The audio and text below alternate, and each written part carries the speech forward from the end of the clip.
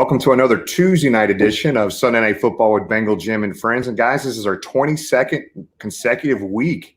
So it's plowing through, man. 22 weeks. But on the screen, guys know this is actually longer than my first marriage lasted. Hey, that sounds fine too. That's a point. And the government in the United States asked us to do the hour pregame leading up to the presidential debate. So we are your 1 hour buffer before the big debate tonight.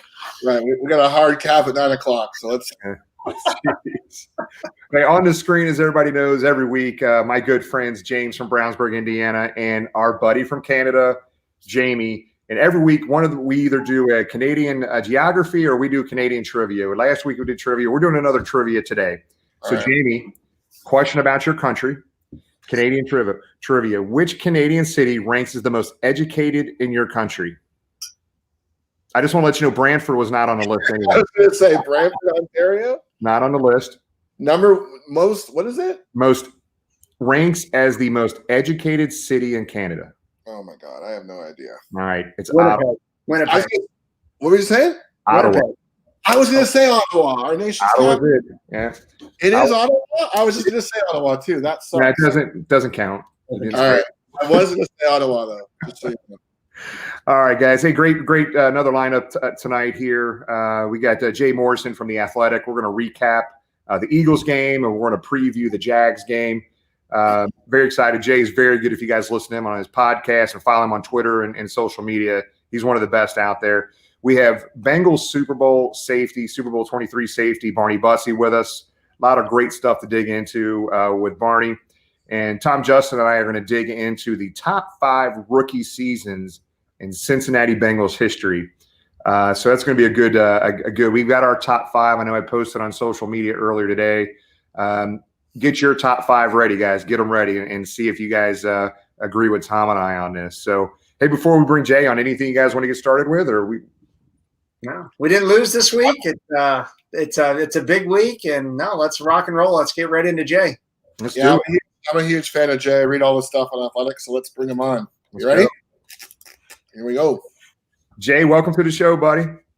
Hey, good to be with you guys. I'm ready to talk foreign policy and healthcare and anything you want about the debate. Just so you know, Jamie and I are proud athletic subscribers. Bengal Jim, we cannot say the same about. I'm on there. Okay.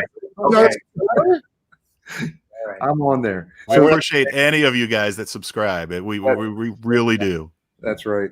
Well, Jay is from the Ohio University, the Bobcats. So writes for The Athletic. Make sure you subscribe to The Athletic. They do a great job. Did you guys just nationally just get to your 1 millionth subscriber? I think I heard on your podcast or something. Yeah, we did. A couple months ago, we hit 1 million. That's been a big goal for a long time. And to celebrate that, we have a special going on right now, $1 a month. You can read everything in the NFL, everything on the Bengals, everything sports across the landscape for $4 for the entire NFL season right now. Wow. Good stuff. So I listened to your walkouts, your and Paul's walkouts of the game, and yeah, you guys didn't sound very happy. You guys were angry. It was, but it was good stuff, man. You guys do a really good job on everything you guys post and go through. But let's kind of step back here, man. We're 0-2-1. We're not 0-3. We're trying to look for the positives, Jay.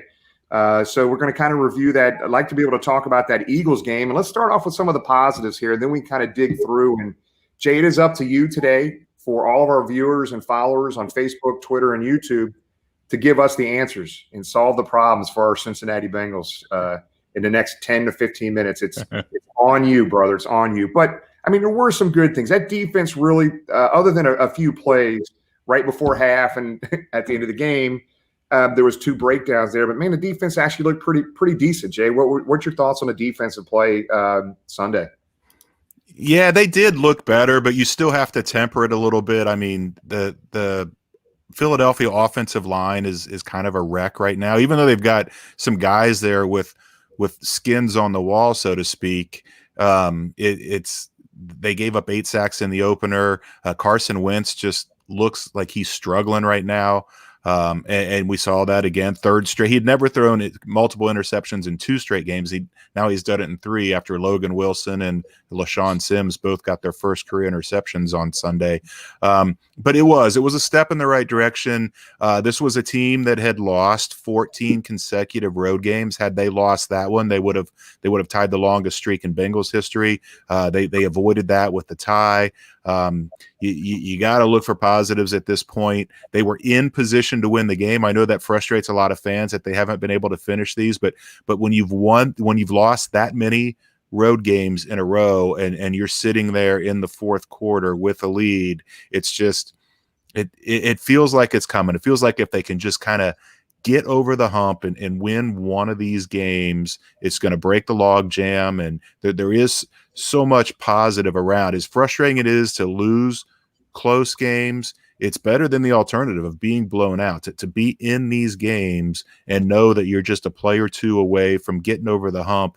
And you see all the positives with not just the defense, but with Joe Burrow and everything that's going on right now. It feels like they're right on the cusp of something. And as frustrating as it is to come that close, this whole season is about kind of building for the future. I know maybe the diehard fans out there had hope that Joe Burrow was going to come in and lead this team to something great in his first year, but realistically, this is a building block to 2021, and it's not the start anybody wanted, but I think a lot of people are impressed with some of the things that have happened, maybe not defensively where your question began, but with what you've seen from Joe Burrow, and that's just going to be a ripple effect across not the offense but the defense as well.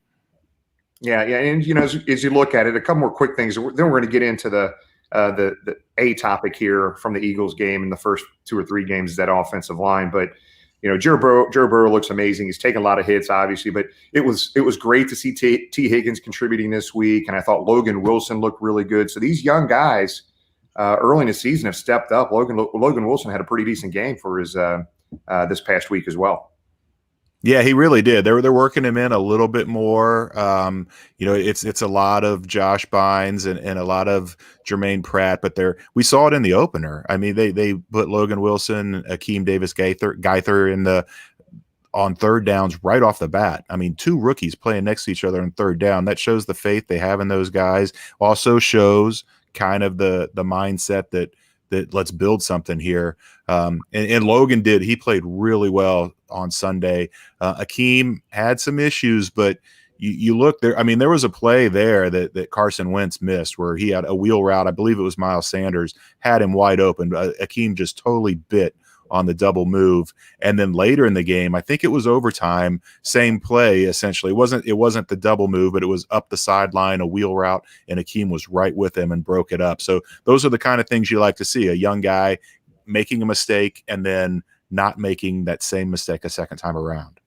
Yeah, so let's talk about that right side of the line. I know, again, not that there's been issues a little bit here on the left side of the line as well, but they seem to be doing a much better job than the right side. I mean, we can talk about Bobby Hart all day, but really the big gaping situation right now is at right guard. I mean, with Xavier being out, it sounds like he's going to be out a few more weeks. Jay, I think their bed's made, man. Unless they go out and do some sort of crazy trade to upgrade on that right side, especially at guard. I don't know how they fill that hole at right guard. Billy Price looked really awful. Got his lunch handed to him multiple times by Fletcher Cox. And then Fred Johnson, who I really was expecting more of, and maybe that gets better, but they've got a glaring hole on the right side, and especially at right guard. So come on, give us the answer to this. Solve our problems right now. Help us on that offensive line, Jay. What do we do? Yeah, I don't have an answer.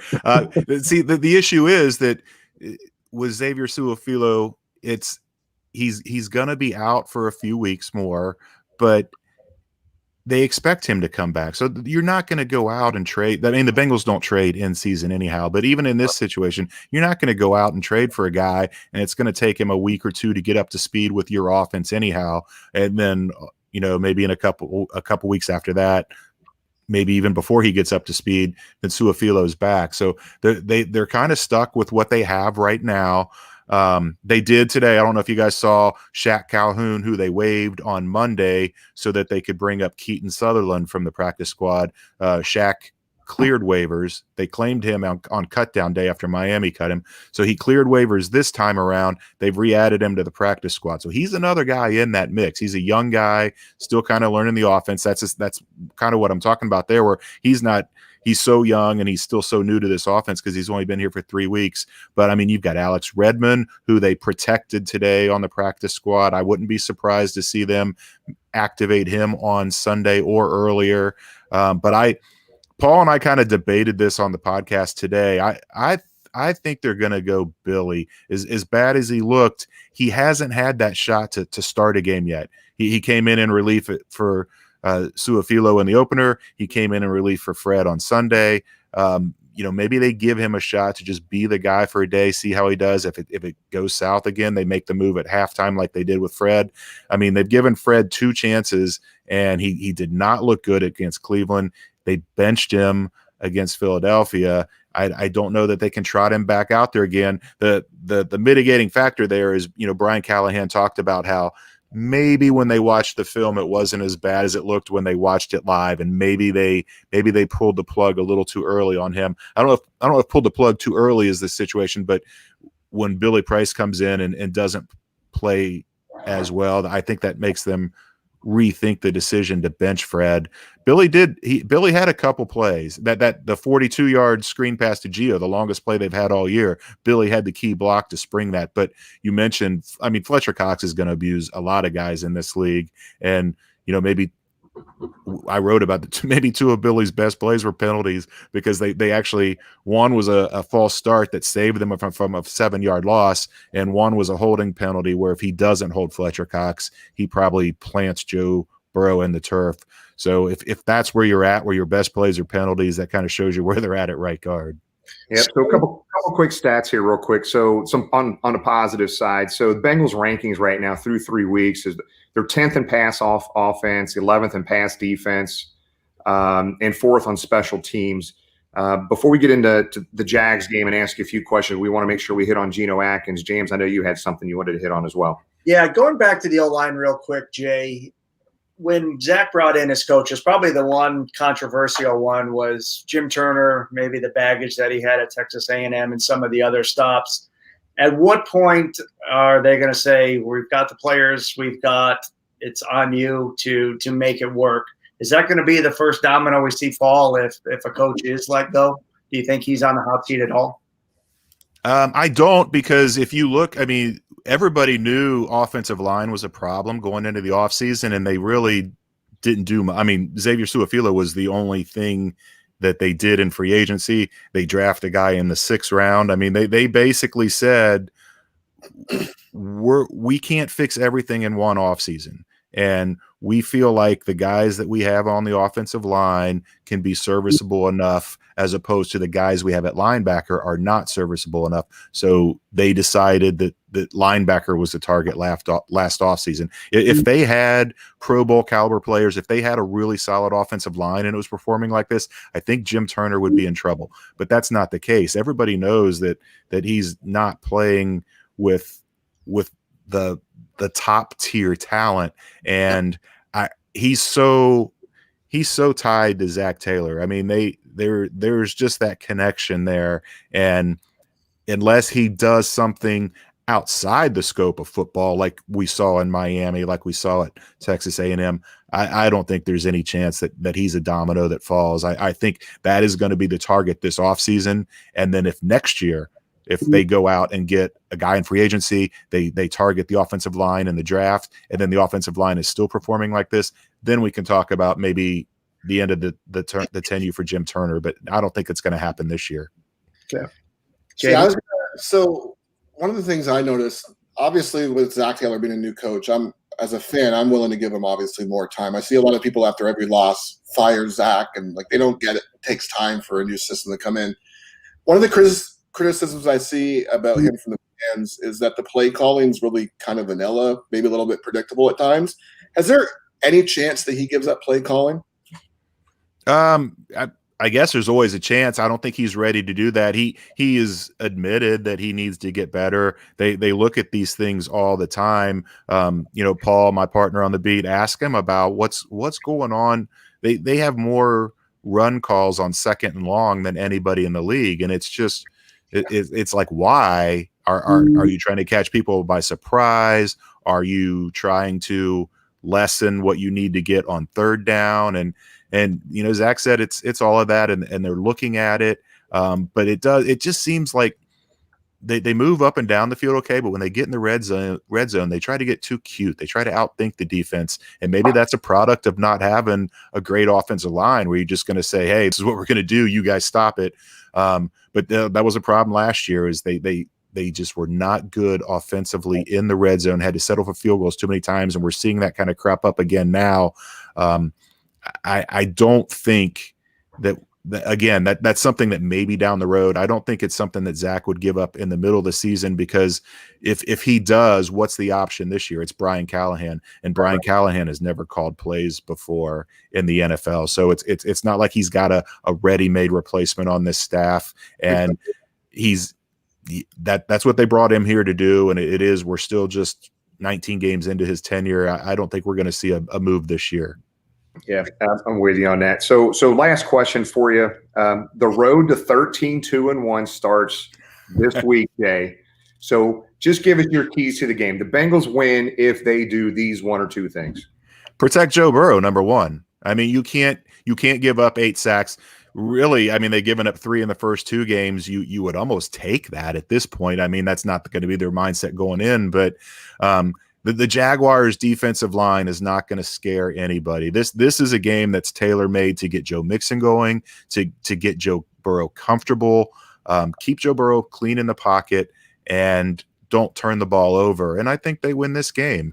Jacksonville came out of the gate hot and won the opener, but they've lost 2 since. I don't think they're a very good team. They're not an explosive offense. Their best offensive player, DJ Chark, missed last week. Who knows if he'll be ready to go this week? This is a big game, because if you win this game, all of a sudden 1-2-1, that tie feels a little bit better. If you lose this game 0-3-1, then there's people looking around in that locker room. What's going on here? There's going to be questions about, is Zach Taylor the right guy? Is everything right now? You've got guys in that locker room. All these guys they targeted in free agency have won everywhere they've been. And you really have to wonder about the Zach and the coaching staff losing this locker room if they don't win this game.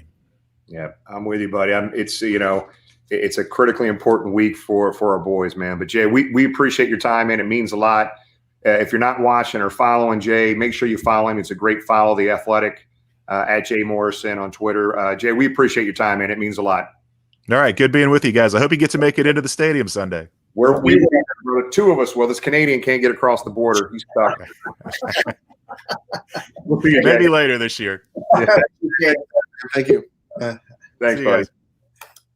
Only our boy Jamie. Can't smuggle him across. Yeah, we'll kind of recap that conversation here in a little bit, but let's go ahead. If Barney's in the room, let's bring Barney on. We're kind of on a time frame with Barney. I want to make sure we respect his time. Reconnecting a couple times. Let's see if we can make this work. Barney, you there? I'm here. There we go. You hear me? Hey, Barney, welcome to the show, buddy. How you doing? I'm doing good. Yeah. Appreciate it. It's going to be a little delay there, Jimmy. So we'll just once we talk, we'll just let it catch up. Small delay. Okay. All right. So, guys, we're welcoming Barney Bussey, Bengals Super Bowl safety from 1988. And what's crazy, like in 1984, he was drafted in the first round by the USFL, the United States Football League, the Memphis Steamboats out of South Carolina. And then in that same year, he was also drafted 4 months later by the Cincinnati Bengals in the 5th round. So the Bengals owned his rights in the NFL. So he played for 2 years, 84, 85 in the USFL, then played for the Bengals from 86 to 92. So Barney played in the Super Bowl. He played in the last Bengals playoff win in 1990 season, 1991 playoffs. But Super Bowl 2023 safety Barney Bussey, thanks for joining us, buddy.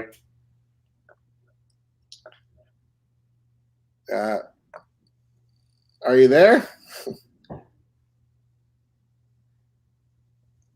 I know it's been there's been a connection issue. I know he's been reconnected a few times, but go ahead and put him back in the room here. Do you want me? I'm going to text him. he's okay.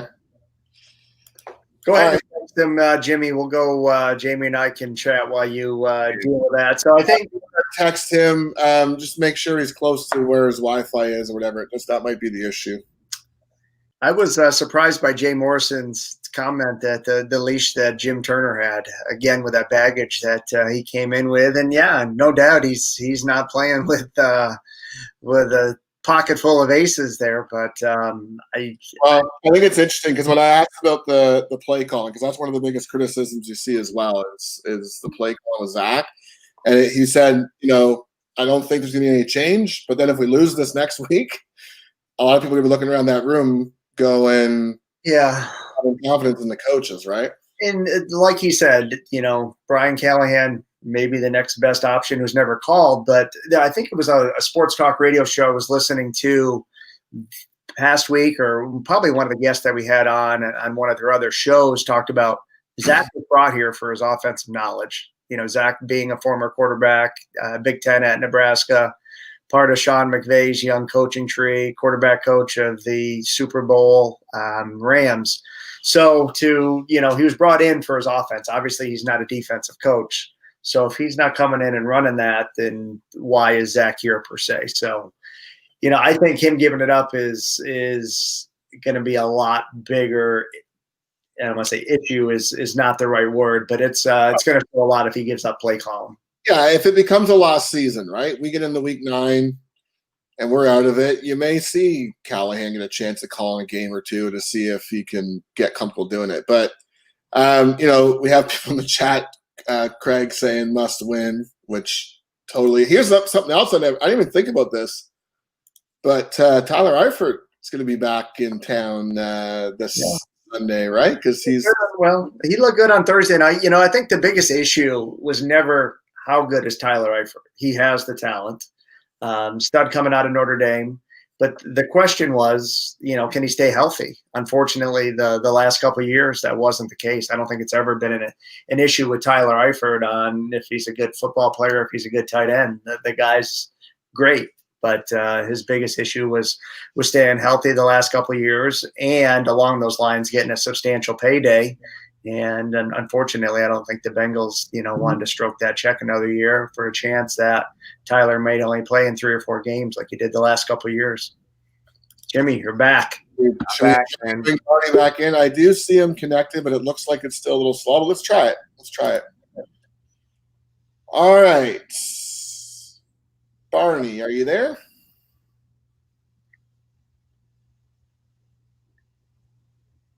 Looks like we're still having some connection issues. I'm going to try to call him and text him again. Is Tom in the room by any chance? Tom is in the room. Let's go ahead. I'm going to send one more message to Barney. Okay. Let me know if you want to come back on, Jimmy. Just put a thing in the chat. Okay. Tom. Hey, Tom. What we say, guys?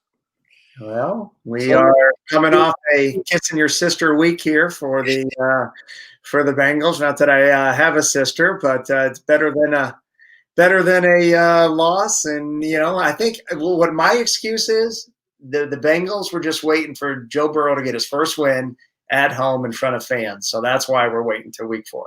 That sounds like a solid plan, but I think Jay had a really good point in that so much of this year, and I said this regardless of the record, is we need to be able to say at the end of this year, we're putting the blocks together for the winner, for that team that can make it to the football. We've got the biggest piece under center every week now. We just need to keep him healthy through the rest of the year. I think this team's going to be dramatically better second half of the season than it is first half because you can see there'll be a lot of little things on defense that'll be improved and a lot of little things on offense too. I don't know what they're going to do with the offensive line because we have the guys that we have. Just step at a time and move forward, but certainly the world will look a lot better after a win versus Jacksonville. Definitely would. I think you hit on a key point there. We saw, Marvin's guys slowly get flushed out, cut, waived, not re-signed. So I think we're building the foundation, building it the right way of high character guys. We saw that during the draft. And certainly, as we've discussed many times, you can't plug every hole in the offseason. We plug defense, and then we know what it's going to be moving forward. And my biggest concern is just keeping Joe healthy. What we've seen from him in the first 3 games, and kind of what you're going to allude to, and your rookie. It's fun watching him grow, though. It's going to be fun watching him the next 15 years here in Cincinnati. Was I the only one who had a mild panic attack when he went off the field after that hit? I did. Oh my God, that's the 2020, man. This is 2020. Of course, he's going to be injured and out for the year. Well, we'll let Barney get hopefully his internet connection worked out. Let's go ahead and roll with Bengal Jim and Tom's History 101 section. So as we're doing this here real quick, he wants me to send this link to him and another phone number. So we'll give that a time. We're going to go right to our History 101 segment. So earlier today, I posted on a lot of our social media platforms. Tom had a great idea this week for a segment is, let's talk about the top 5 Bengal rookie seasons in history. And I tell you what, there's a lot of good rookie seasons. And I know somebody's going to be mad at us for not picking their top 5. So there was a lot of guesses on Facebook and different social media platforms on who their top 5 was. Don't have any giveaway prizes today, but list your 5 and number 1 being the number 1 rookie season in Bengal history. We're going to go ahead and start. If you could start from the beginning there. There's no audio on this, right? There is no audio. That's the number 1 pick. We just gave it away.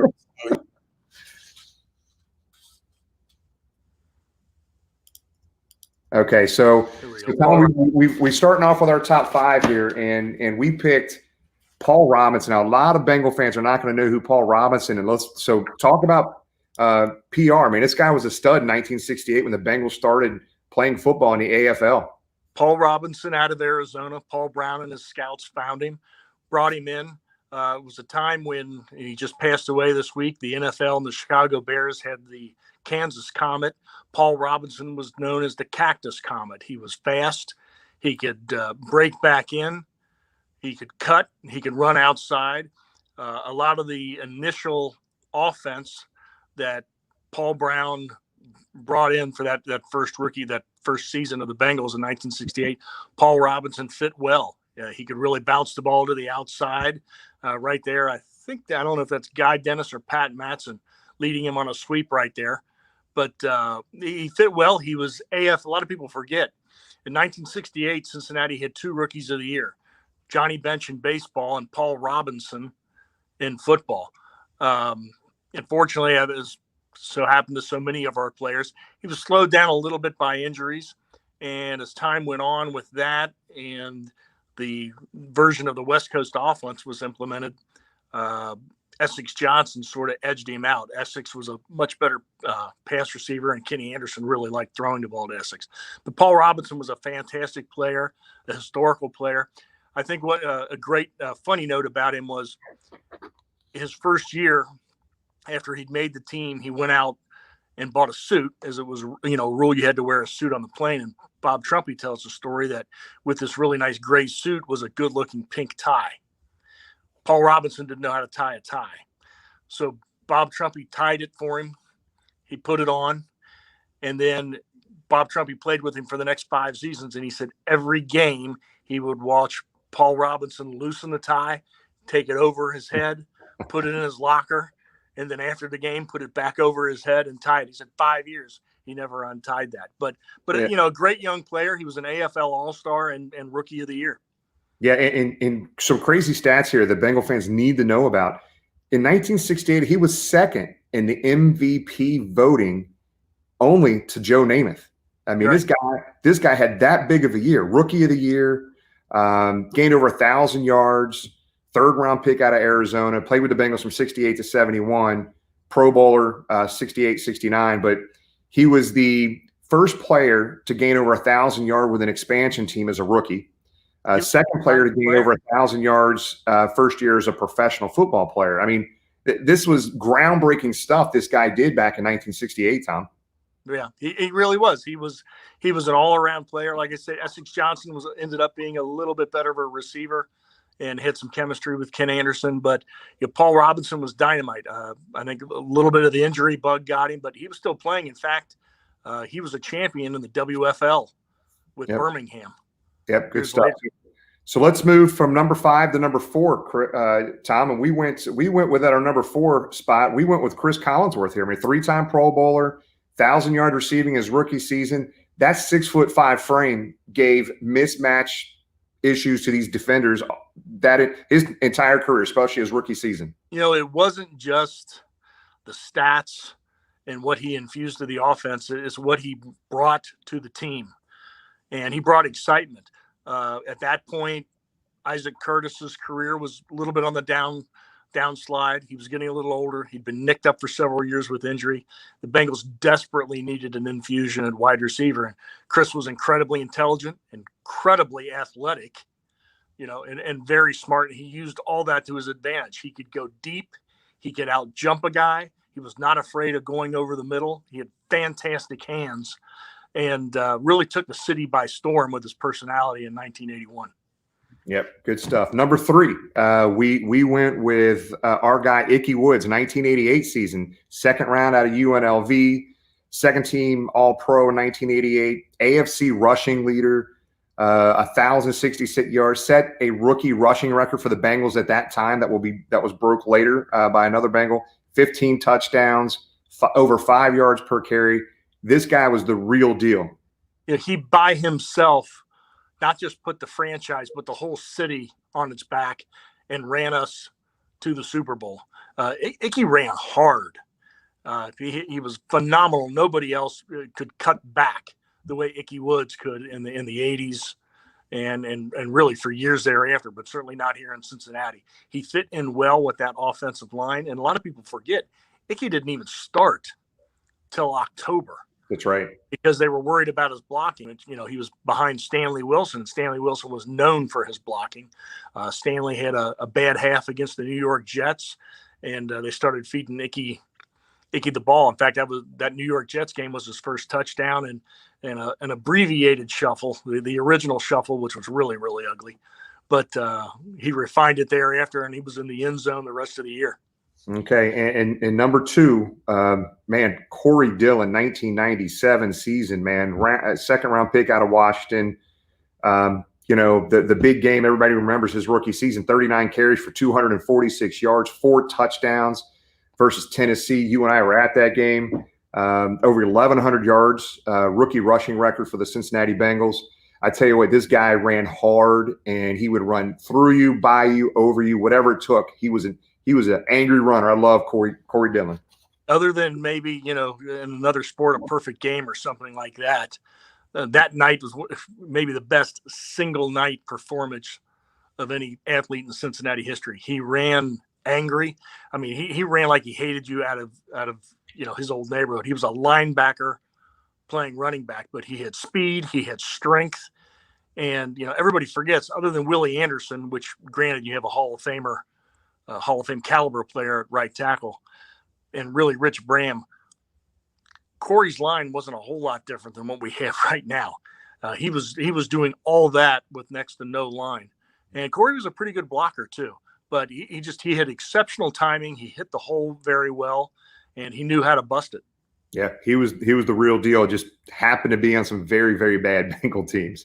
But our number one, and again, I know there's gonna be a lot of people that don't agree with our top 5. It's okay. This is why we do this. This is fun. But we went with Greg Cook, 1969 rookie season, the number 1 pick from the University of Cincinnati. Led the Bengals to a 3-0 start to his rookie season, rookie of the year that year. 17.5 yards per completion, 9.41 yards per pass attempt, rookie record that still stands. And this guy, again, we can only what if, right? The biggest what if in Cincinnati Bengal history. But if this guy stayed healthy, the Bengals would have won multiple Super Bowls. This guy was the best quarterback playing in his era. I think all those Super Bowl rings the Steelers got in the 70s would have belonged to Bengal players. I mean, he could have had 4 or 5 had he not gotten hurt. There was just absolutely no weakness in his game. He had size, he had vision, he had intelligence. He had just an incredible arm. I've seen, reports that when he played at UC, 300 people used to come early and sit by the field and just watch him warm up because you could hear the ball whiz. He fit well into the Bengals system. I know Paul Brown has said he was the best talent they ever drafted. Mike Brown has said he was the best talent they ever drafted. Bill Walsh said he was the best young quarterback he'd ever coached or seen. And he fit in well, with the system. They rewrote the system around him. And he loved all the Bengals receivers they had at the time. I mean, Speedy Thomas, Eric Crabtree. He particularly liked throwing the ball to Bob Trumpy deep in that version of the West Coast offense. But, what could have been. But he was one of those. He's like a John Elway.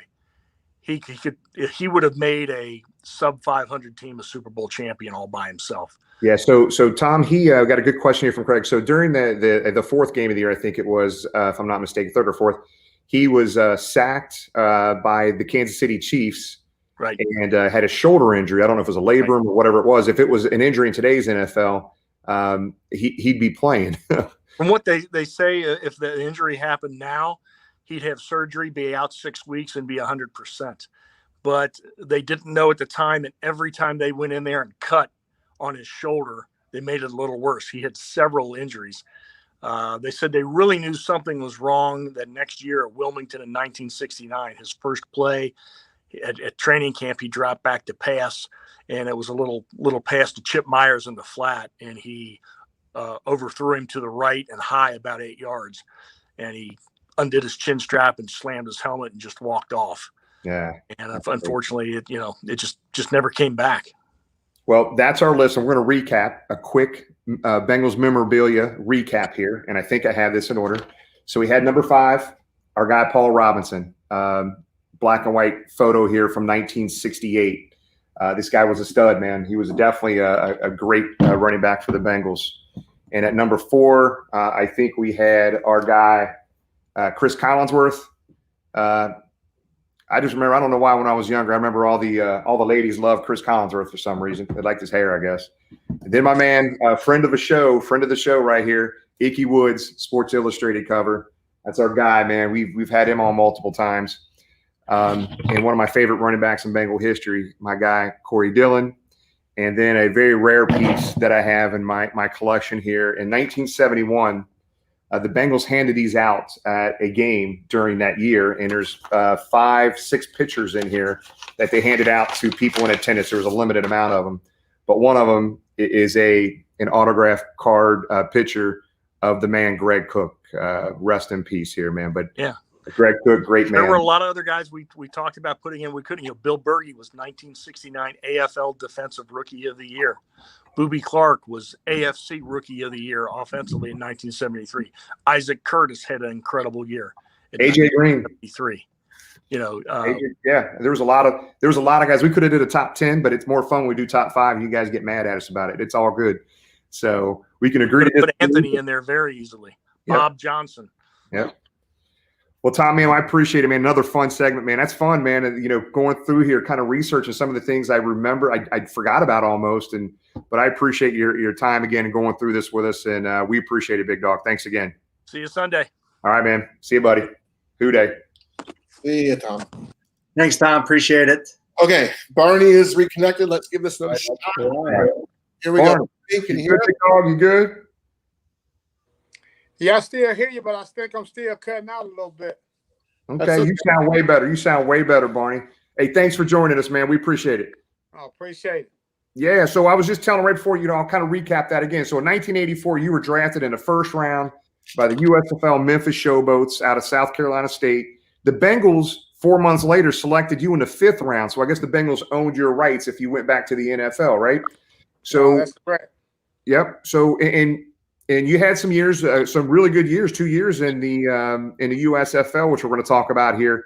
The league folded in '86. You went to the Bengals. You played for the Bengals from '86 to '92. Super Bowl safety Barney Bussey. We're excited to have you on here, buddy.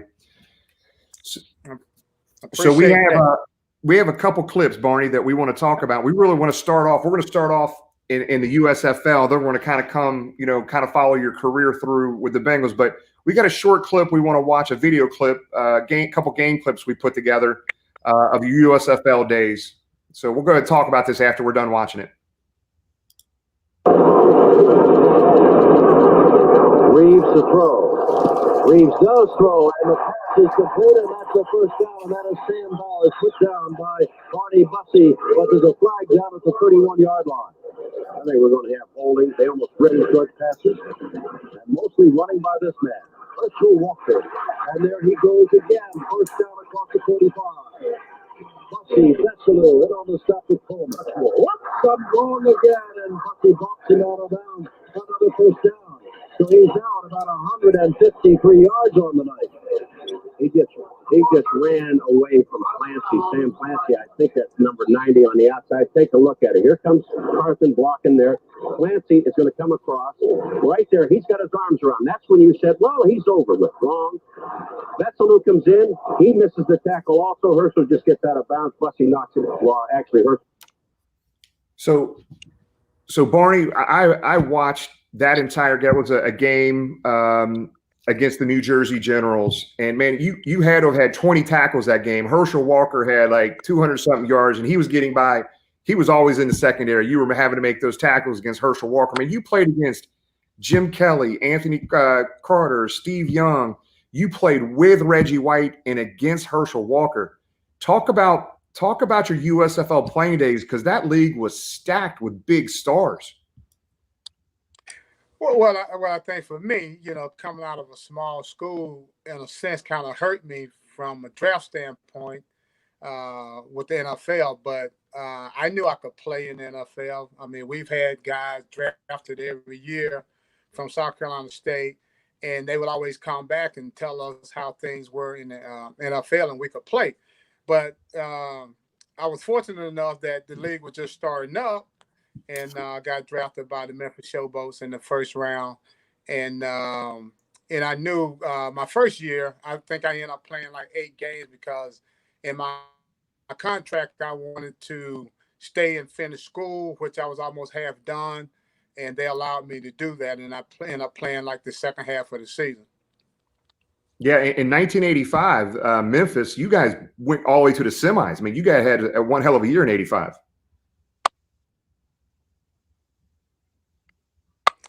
Yeah, I mean, we think about the players we had. I mean, Jim Kelly, was our starting quarterback. We also had Walter Lewis from Alabama. So, but Jim Kelly was. He keeps getting disconnected, unfortunately. Okay, so he's got a connection issue there. So what's crazy, I literally watched multiple games and went to YouTube and found a bunch of games from the USFL in 84 and 85. I was trying to find some better clips, but man, oh man, Herschel Walker was ridiculous, man. And poor Barney, man, the defensive line linebackers couldn't tackle him. Barney was always one coming up hitting him. He had to be sore after that game. We'll try it again. Here we go. You good, Barney? Can you hear us?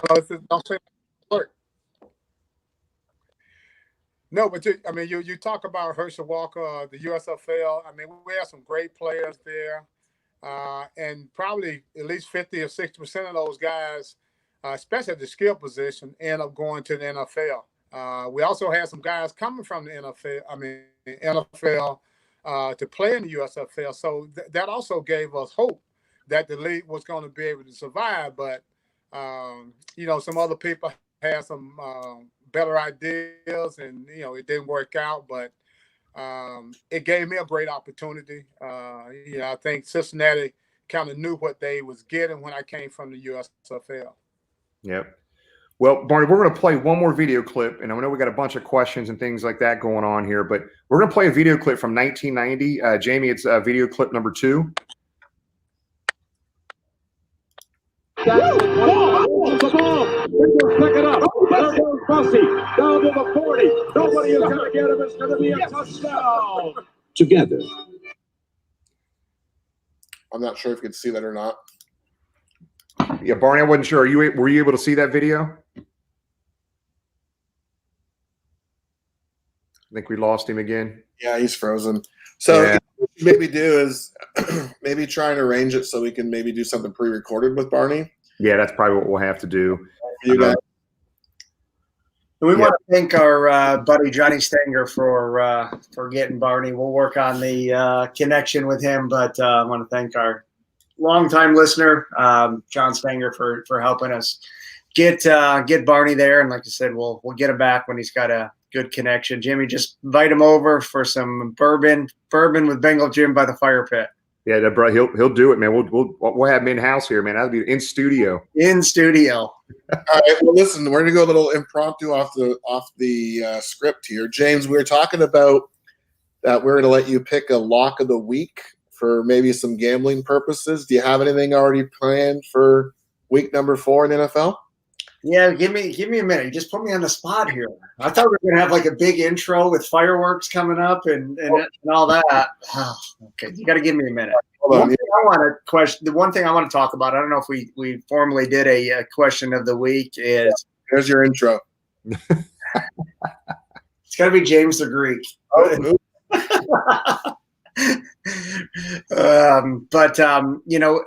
It's an exciting week with. Hey, we all had a great socially distanced tailgate there for week 1 and watching and gathering. But, this week we're in the stadium.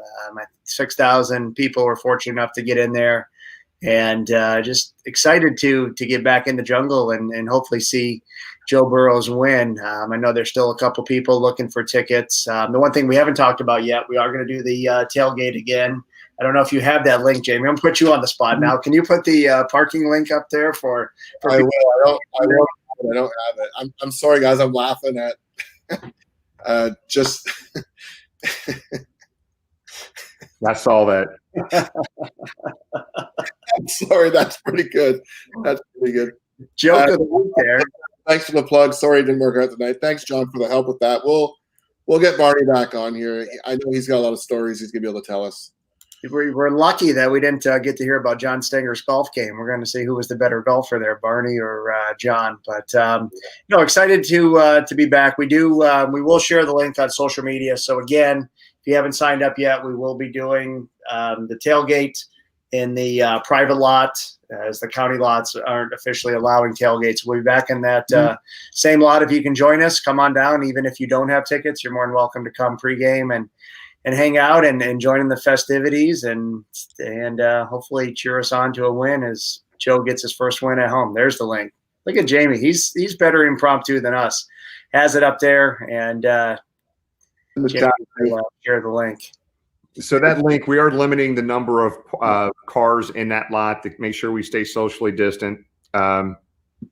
Just make sure that if you're going to be down there and you need a parking spot, make sure you lock it up because we expect to sell those spots really quickly, just like we did. We just opened that up yesterday, and I think we've already sold about half the spots. So we expect to sell those out by the end of the week. So get your spot, lock it up. We're not going to do the Jumbotron this week like we did the first game because most of the folks down there will be heading into the game. But if you're not going to the game, that's okay. Come down tailgate, stay in a parking lot if you got your own TV and watch the game. Or I think there's a lot of people that are going to be heading downtown to some of the bars and restaurants to catch the game. So just to let you know that there'll be people going to the game from the tailgate, and there'll be people staying in the parking lot, and there'll be people actually heading to the bars and restaurants in and around downtown, walking distance from that parking lot to be able to watch the game at any of the bars and restaurants down there. A lot of good spots to watch. All right, let's get some predictions for our Week 4 matchup here versus the Jaguars. Okay. Yeah, this is they have to win this game, guys. There's no other option, and I don't know what else they can do on that right side except just to give additional help. That they threw more tight end formations on the field, more chipping. I don't know, but man, oh man, it's you can't have Joe take this many hits. But I'm thinking the Bengals. They explode in this game and run away with this one. Call me crazy, which I've been called crazy before. I'm going 31-13. Bengals win big, and it's never in doubt. I think Jay made a good point earlier. They're this close. They're so young, coaching staff. They're young across the board. They're a really young team. They just need to learn how to win. They had every opportunity to win that game this past week. And they didn't. So they figure out a way this week, and I think the floodgates open here this week, and they have a good all-around game. Going back to what you said with my prediction for the week, we saw our first case of COVID popped up in the NFL today. Obviously, we saw a little bit of it in the NBA. We saw it pop up in Major League Baseball. Fortunately, their playoffs started tonight.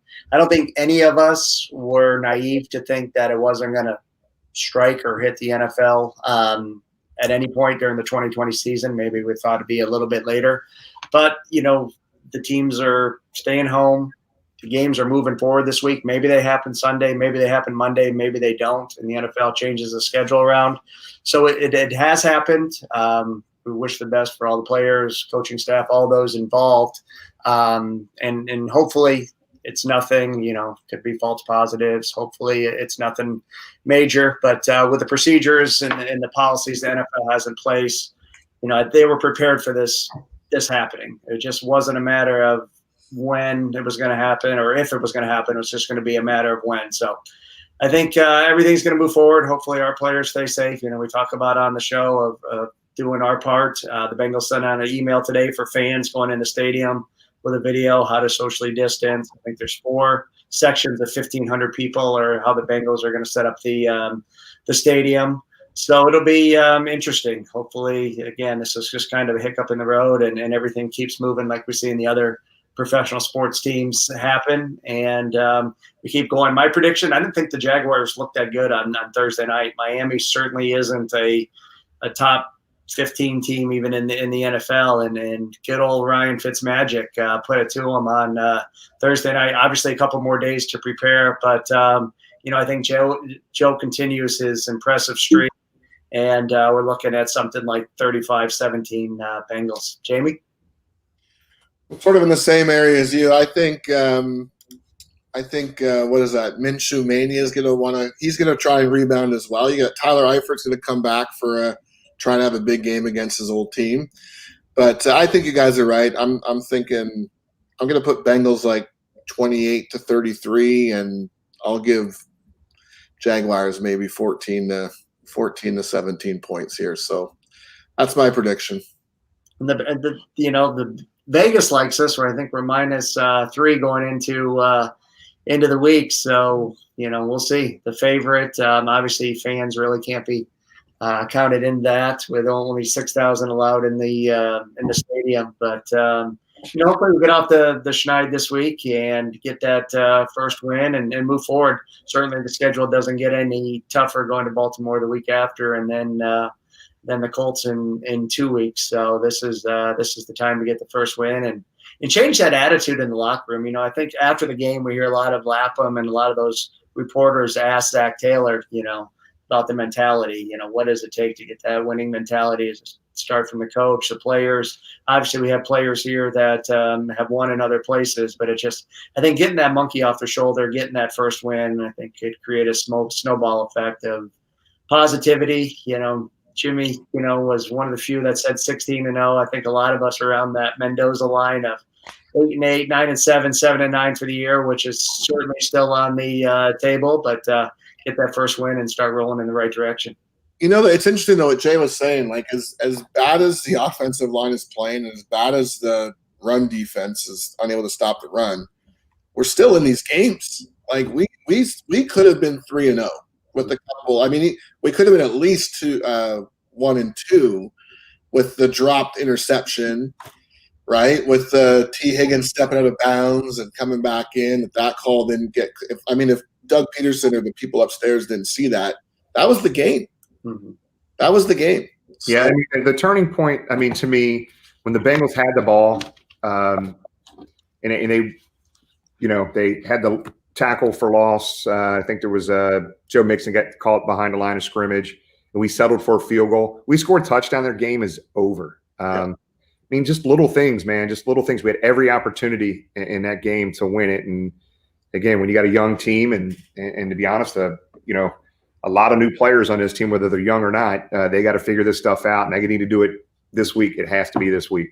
I think if you look at Zach's record, 2-16-1, you look at that on paper, man, that's terrible. But I think out of those 19 games, I think 11 of them, correct my math, somewhere in that area have been one possession games that we've lost. So that's a play here or there that turns the tide pretty easily. We just, we've been in all these games, obviously for the first 3 weeks, 7 games last year where we lost by 1 possession or less. We just need to figure out how to turn that corner, get on the plus side of these 1 possession games. And like I said, I think it honestly can snowball. I don't think anybody, expects us to win the final 14, but there's no reason why we, can't turn the corner. Joe Burrow just impressed again. I mean, what else can you say? T. Higgins stepped up, saw AJ catch a couple more passes, and the connection between Tyler Boyd and Joe Burrow is special through the first 3 weeks. What they've done together as a wide receiver combo has been great. So, continue fostering that. And I think if we establish the running game, that's only going to make the passing game even better for Joe and open up more lanes. Certainly not having CJ last week, I think, hurt us. We see ball thrown in Drew Sample's way a couple times, but nothing what we saw out of the tight ends the first 2 games there with what our buddy CJ did the first 2 weeks. So that's obviously going to be some changes need to be made in the scheming, which we also talked about with Jay. So I don't know. I've got confidence that they can turn it around. I like the direction Zach has them. Everybody's positive. We just, as fans, I know it's tough to stay positive, but we need to keep moving forward, and I think we can still have a lot of fun this year. Yeah, it's crazy to me there's things that defy logic. I mean, when you see these defenses we're playing against, they're playing this shell zone. They're just not trying to give up the big play. Those are defenses you're supposed to be able to run against all day. And we got Joe Mixon at 2.8 yards a carry. And I'm sorry, there may be some plays there where it's on Joe Mixon to get north-south quicker maybe. But for the most part, if you're watching, man, he's avoiding 1 or 2 guys in the backfield. I mean, literally. He started out the game with an 11-yard little swing pass or a pitch sweep or something like that. But, I mean, he's having to avoid people in the backfield. I mean, so Jay made a good point. They've got to get a win. There's a lot of frustration being built up right now, and they've got to get things on the right track here. Again, they're not world beaters. You can't fill all the holes this team had in the offseason. You can't fill all these holes in one offseason. They spent $150 million mostly on that defense. But there's still some holes here, obviously, and we got to get Joe Mixon going, because if Joe Mixon can get going, it's going to make life a lot easier on Joe for sure. Joe Burrow. Jamie, what do you want to end with on your end? On my end? Yeah. Final remarks from Canada. Well, I'm looking forward to the game, and I just hope Joe Burrow scrambles to the left as much as possible, because he's going to have to run away from that right side. I was saying when Tom was on, when we were chatting, like, my heart sank when you saw him get just completely blindside tackled and went off the field. And I'm just thinking, oh my God, he is not coming back in. That hit looked horrendous. And, kudos to him. He came back in the next drive. And that spinorama move, that's Patrick Mahomes, dude. Like that, you're seeing some Patrick Mahomes-esque type play from Joe. And I think he's saying all the right things in the postgame. When you watch him in the postgame, he's pissed. He does not want to lose, man. This guy does not want to lose. And we need that guy in the locker room getting these guys pumped up. I just hope we don't see a losing season to the point where Zach loses the locker room halfway through. I just hope we can get this win this Sunday, and we can have a good show next week talking about going 2-2-1. Yep. Yeah. James, what's your final? I know we have a question from Brandon. Are you going to give us our James lock of the week, or what? My only lock is, I think, and this isn't football, I think the Reds are going to win the series against the Braves there. Start off playoffs tomorrow. I was scoping through that. I don't have anything yet. We'll post it on the message board. I did pick the Chiefs over the Ravens last night on the money line. Our boy Lamar Jackson did not show up again in prime time. He better be careful. He's going to get the tag of not winning the big games. But going back to the Bengals, excited for this week. Excited to get back into Paul Brown Stadium. See Joe Burrow's first win in person, and again, stay positive. I mean, we've seen a lot worse. I mean, if it's nothing more than Joe Burrow leading the team at QB, our future's bright. Hopefully the line can block for him, And look forward to seeing everybody Sunday at the tailgate. Jimmy? It could be worse. It could be Corey Dillon in the 90s. 90s. Yeah, man, good seeing everybody. Sorry about the connection issues Barney had on his side. I know this is something that he was excited about doing, but obviously you could tell he hasn't done this a whole lot. So we'll try to get Barney back on. There's some really good stuff to talk to Barney about. So we'll try again and get Barney back on. But thanks for being here with us, guys. And I love doing these live shows because you go back and look at some of these shows. There's some funny things that happen on these. If we weren't doing these live, that our producer Jamie probably would cut some of this stuff out. But we appreciate everybody being there, and I know we're going to see a pretty good crowd down at the tailgate Sunday. Bring your mask. Let's do the right thing. Let's stay safe, guys. The weather, as of today, in Cincinnati weather, it changes every day, but the weather's looking good. I'm excited to be. I'm going to go. Hey, you know what I'm going to do? I'm going to go down and get a selfie with me, with my cutout down in the end zone there. So I got my wife and all the boys and my father-in-law. We're all in a cutout down there. So we're going to go down there and find our cutouts and get pictures with our cutouts. So nice. Have fun, everybody. We appreciate it. Who Day, let's go. It's 13-2-1, and it starts this week. We beat up on the Jaguars pretty bad. Game's over at halftime. Who Day, guys. We'll see you next week. Take care, everybody.